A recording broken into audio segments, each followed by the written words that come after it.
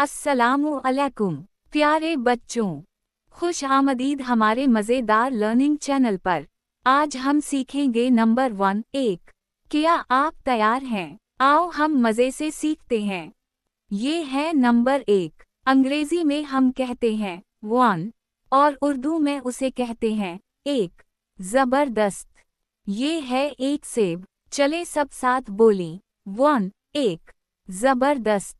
अब ये एक बॉल भी है और हम उसे भी कहते हैं 1 एक। ये एक प्यारी बिल्ली है। ये एक किताब है। चले हम सब बोलें 1 एक। बहुत अच्छा। अब आप देख सकते हैं कि 1 एक का मतलब है एक चीज़, सिर्फ एक चीज़। आए अब थोड़ा मज़ा करें।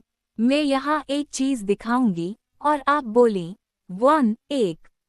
एक सेब, एक बॉल, एक बिल्ली, एक किताब। ज़बरदस्त। आपने बहुत अच्छा किया। चलें फिर से याद करें। नंबर 1 उर्दू में एक। अब आप भी सबके साथ बोलें 1 एक। ज़बरदस्त। वाह, आपने नंबर 1 एक सीख लिया। बहुत खूब। मज़ीद सीखने के लिए हमारे चैनल को सब्सक्राइब करें और बेल आइकन दबाएं ताकि आप हर नए नंबर के साथ मज़े करें। थैंक यू प्यारे बच्चों।